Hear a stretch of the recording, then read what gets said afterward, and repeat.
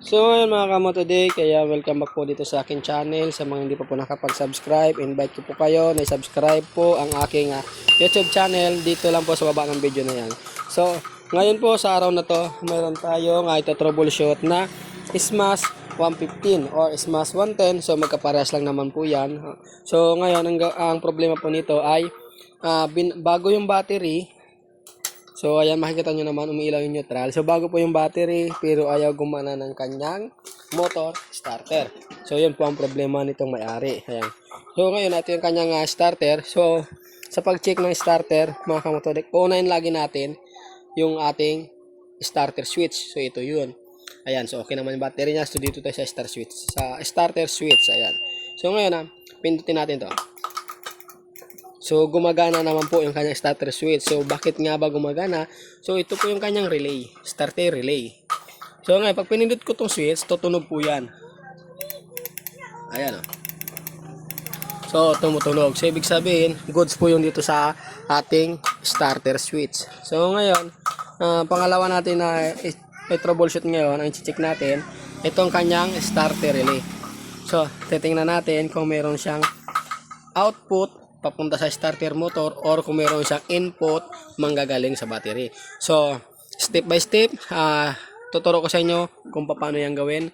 So, una, kukuha tayo ng test light. So, kunin ko muna ang test light ko. Dito mga kamotodik, sa starter relay ng Smash, kung makikita nyo, meron tong apat na paa. Ayan, so may apat na paa yan. Itong dalawang wire na to na maliit, ito yung ang isa dito, yung color black na may white, ito yung kanyang ground. So naka-ground po yan. At ito naman na color dilaw na may green. So ito po yung kanyang trigger. So manggagaling po yan dito sa pindutan. Ayan, so dito po yan manggagaling. So ngayon, check natin dito kung ano yung may problema. Itong dalawang wire na color pula, ito po yung positive papunta sa battery.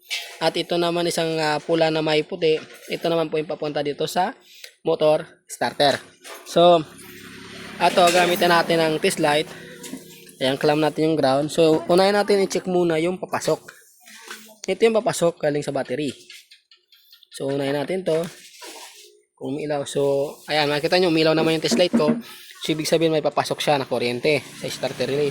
So, sunod na natin tong pula na may puti yung papunta sa starter motor. So, itong sunod natin na i-check.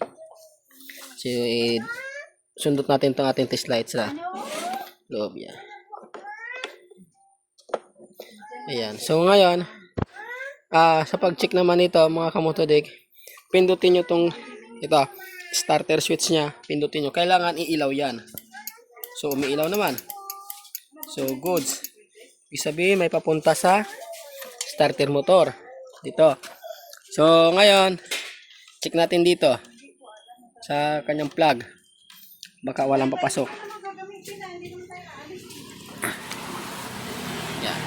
So, pindutin ulit natin ang starter. So, umiilaw din. So, ibig sabihin mga kamotodik, goods yung kanyang starter relay. So, ang may problema dito, yung kanyang mismong starter motor. Ito. So, yun po yung may problema. Kaya ayaw gumana ng kanyang starter. So, ngayon, wala pa naman ng starter motor. Bibili pa nito. So, di ko alam kung kailan to bibili ng may-ari. Dahil pinatroubleshoot niya lang sa akin kung ano yung problema. So, ngayon siguro hanggang dito na lang yung video ko. At least na ituro ko sa inyo kung paano yung tamang proseso. Step by step, na ituro ko kung ano yung dapat gawin sa pag-check ng starter na ayaw gumana. So, paras lang din naman ang proseso. Kahit sa ibang motor, ganito lang din ang proseso sa troubleshoot ng mga starter na hindi gumagana. So sana nakatulong sa inyo ang video na to.